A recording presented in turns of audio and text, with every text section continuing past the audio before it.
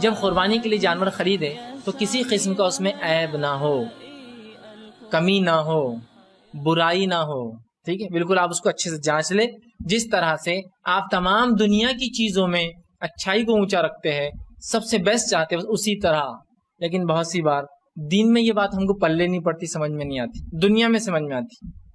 آپ دکان پہ گئے ایک بائک پرچیز کرنے، بائک پرچیز کرنے سے پہلے آگے سے، پیچھے سے، سامنے سے، نیچے سے، ٹائر کی کوالٹی، ہیڈ لائٹ پہ کوئی اسکریچ تو نہیں ہے، ٹینک پہ کوئی اسکریچ تو نہیں ہے، سائڈ میں کوئی اسکریچ تو نہیں ہے، اوڈو میٹر کے اندر کتنی چلی ہوئی، کہیں چلا کر لائی گئی تو نہیں ہے. ہاں، پوری جانچ پڑتال ہو رہی ہے نا. اس کے بعد اگر گاڑی میں ایک اسکریچ، چھوٹا سا ٹینک پہ ایک اسکریچ، ایک بہت چھوٹا سا اسکریچ، اتنا ہی بس، تو وہ گاڑی آپ ریجیکٹ کر دے رہے ہیں، بھائی اسکریچ ہے، نہیں چلیں گی، ہے نا. لیکن جب دین کا معاملہ آتا تو پتہ نہیں وہ لیول جو ہونا چاہیے، جو معیار ہونا چاہیے چوائس کا، وہ گھٹ کیوں جاتا ہے. لنگڑا ہے چلیں گا کیا، ایک ہی سنگ ٹوٹا ہوا چلیں گا کیا، آدھے ہی کان کٹا ہوا چلیں گا کیا، دم ٹوٹی ہوئی چلیں گا کیا، فلاں ہوا چلیں گا کیا، ہڈیاں دکھ رہی چلیں گے کیا، بوڑھا ہو گیا، 8 دانت، مطلب اتنا بوڑھا ہو گیا کہ بالکل مرنے پہ وہ جانور 10-20 سال سے کام کر رہا ہے، چلیں گا کیا. تو میں بھی آپ سے پوچھتا ہوں، اسکریچ والی گاڑی چلیں گی کیا، ہیڈ لائٹ ٹوٹی ہوئی گاڑی چلیں گی کیا، انڈیکیٹر ایک لٹکا ہوا ہے چلیں گا کیا، ہاں آپ کا سائلنسر پھٹا ہوا ہے چلیں گا کیا. ٹھیک، نہیں یہ تو سوال نہیں آتا دنیا میں. تو پھر دین کے لیے بھی کچھ بھی نہیں چلیں گا. ایسا سمپل معیار وہی ہے، اسٹینڈرڈ وہی ہونا چاہیے. جانور کے لیے جو ہم چاہتے ہیں خوبصورتی کے معیار، اچھا، تندرست، تر و تازہ، بہترین، خوبصورت، ٹھیک، یہ سب چیزیں ہو سکتی ہیں. آپ دیکھیے وہ معیار، آپ یاد رکھیے اس کو. بالخصوص نبی اکرم صلی اللہ علیہ وسلم جن جانوروں کی قربانی سے منع کیا، ان جانوروں میں جو ہے آپ نے فرمایا، اور یہ حدیث جو ہے ابو داؤد کی، آپ صلی اللہ علیہ وسلم نے کہا قربانی کے لیے 4 قسم کے جانور نہیں چلتے ہیں. ٹھیک ہے، اور پھر فرمایا 4 جانور. پہلا کانا، مطلب جس کے آنکھ جس کی خراب ہو، آنکھ میں کوئی نقص ہو جانور کے، نہیں چلیں گا. ٹھیک، جانور کی آنکھ کا نقص معلوم کیسا کریں گے آپ؟ بہت سمپل ہے.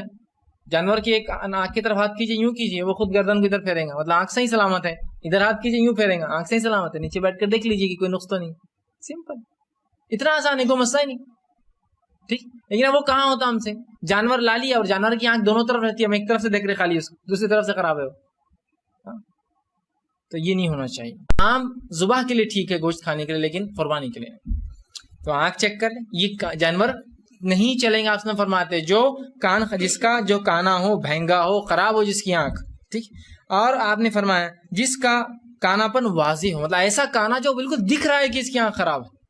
اندر نقص چھپا ہوا تو ہو سکتا ہے، ظاہر سی اللہ اسے پکڑ بھی نہیں کرے گا جو چیز چھپی ہوئی ہوتی. دوسرا فرمایا بیمار، جس کی بیماری واضح ہو، بیمار ہے نا، جس کی بیماری واضح ہے، جانور دکھ رہا ہے اس کی صورت سے بیمار ہے، اس کا پورے جسم اس کا سمجھ میں آ رہا ہے کہ بیمار ہے، اس کی جلد لٹک چکی ہے بری بیماری سے.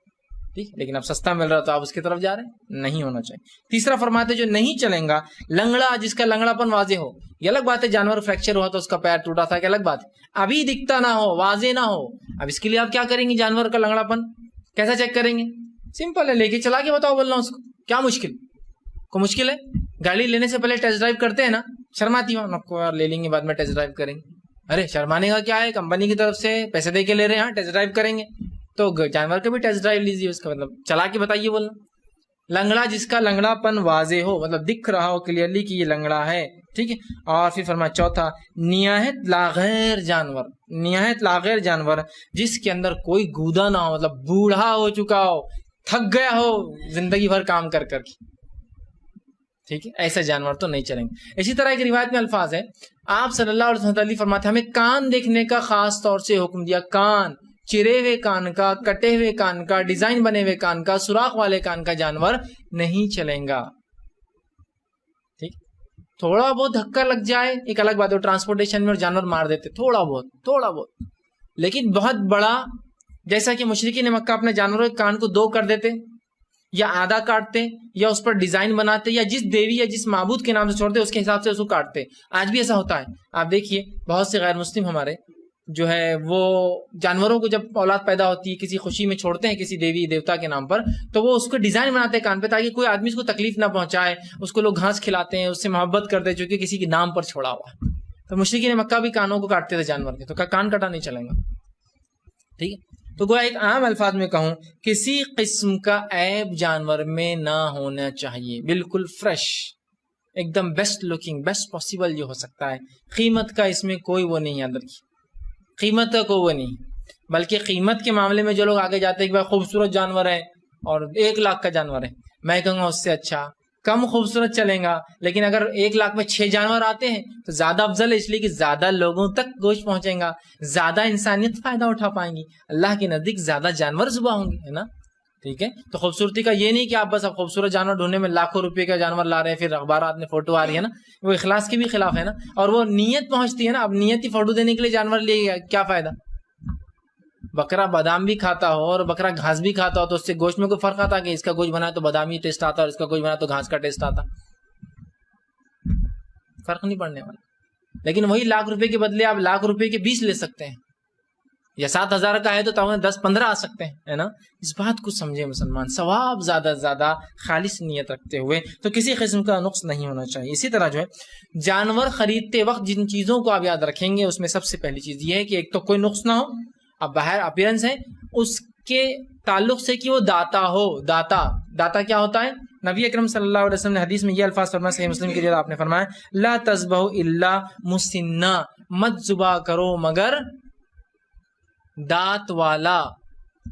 مسنّا دانت والا، مطلب اس کا کیا مطلب ہے؟ دانت والے کا مطلب یہ ہے کہ جانور جب پیدا ہوتا ہے تو دانت والا ہی ہوتا ہے، لیکن جانور اپنے دودھ کے دانت جھڑا کر پھر بڑے دانت لاتا ہے جو کہ دو کر کے سیٹ میں آتے ہیں وہ، ٹھیک ہے. تو دانت والا شرط ہے. سال والا کچھ لوگوں نے کر دیا اس کو، لا تذبحوا الا مسنّا، مت ذبح کرو مگر سال والا نہیں ہے، دانت والا ہے. اور جانور جو ذبح کر سکتے ہیں آپ، مینڈا یا مینڈی، بکرا یا بکری، گائے بیل، اونٹ اور اونٹنی، یہ 8 جانور ذبح کیے. تو یہ تمام جانور دانت والے ہونا، دودھ کے دانت گرا کے نئے دانت کم از کم 2 لائے ہوئے ہونا چاہیے، کم از کم 2، چونکہ دانت والا 2 آ گئے تو وہ ہو گیا، پھر 2 آتے ہیں، 4 آتے ہیں، 6 آتے ہیں جانوروں میں دانت، تو 2 کم از کم دانت ہو اس کو، مطلب دودھ کے جھڑا کے وہ بڑے دانت لائے اپنے، ٹھیک ہے. تو اب اس میں عمر کی کوئی قید نہیں ہے. یہ ایک الگ بات ہے کہ ہندوستان میں عام طور سے بکرا یا بکری 1 سال یا مینڈا مینڈی 1 سال سے جب بڑے اور 2 سال میں داخل ہوتے دانت گرا کر لاتے ہیں، گائے یا بیل 2 سال سے بڑے 3 سال میں داخل ہو دانت گرا کے لاتے ہیں، اور اونٹ اور اونٹنی 4 سال سے بڑے 5 سال میں جب داخل ہوتے گرا کر لاتے ہیں. لیکن یہ کوئی اصول نہیں ہے. کچھ علاقوں میں بکرا بکری 3 سال میں لاتے ہیں اور گائے بیل 4 سال میں آتے ہیں اور اونٹ 6 سال میں لاتا ہے. حالات، ماحول، معاشرے کے اعتبار سے، ان کی غذائیت کے اعتبار سے ہو سکتا ہے، لیکن شرط کیا ہے؟ دانت والا. اب ہم نے سال والا لے لیا، کسی کو بھی جاتے ہوتے بکرا لینے کا ہے، کتنے سال کا ہے؟ بولتا ہے 1 سال سے اوپر ہے، چل دے دو. ارے سال والا نہیں ہے، دانت والا ہے. دانت دیکھو بھائی اس کے، تو نہیں ہوا لا تذبحوا، مت ذبح کرو الا مسنّا، مگر دانت والا. اب جو لوگ بولتے ہیں نہیں سال والا، اب اس حدیث کو لے لیا جہاں ٹھیک ہے سال والا، تو پھر سال والا بکرا بھی چلتا، سال والا بیل بھی چلتا، سال والا اونٹ بھی چلتا. نہیں صرف بکرے میں. تو حدیث میں کہا ہے خالی بکرا سال والا. لا تذبحوا، مت ذبح کرو مگر دانت والا. دانت والا بکرا یا مینڈا، دانت والا بیل، دانت والا اونٹ یا اونٹنی، دانت والا، سال والا نہیں. ٹھیک ہے. تو یہ بات یاد رکھیے کہ اس کو کھول کے بتاؤ بولنا دانت. اب آپ بولیں گے ہم دانت کیسے پہچانیں گے؟ دودھ کے دانت چھوٹے ہوتے ہیں اور جو دانت آتے ہیں نا بہت بڑے، 4 5 گنا بڑے ہوتے ہیں، وہ دودھ کے دانت سے بہت بڑے ہوتے ہیں. آپ بالکل دیکھتے بولیں گے ارے یہ 2 دانت بڑے کیسے، نقلی تو نہیں لگا ہے اس کو؟ نہیں، وہ اس کے دانت ویسے بڑے بڑے آتے ہیں، 2 پھر بیچ کے گر کے آتے ہیں، پھر اس کے بعد کے 2 گرتے ہیں اور اس کے بعد کے 2 گر کے آتے ہیں. سیٹس ادھر پھر ادھر ایسے 2 آتے جاتے ہوں گے. ٹھیک ہے، سمجھا بات کو؟ تو مت ذبح کرو مگر دانت والا، اس کو ہمیشہ ذہن میں رکھیے اور دانت والا وہ کرے. ٹھیک. اسی طرح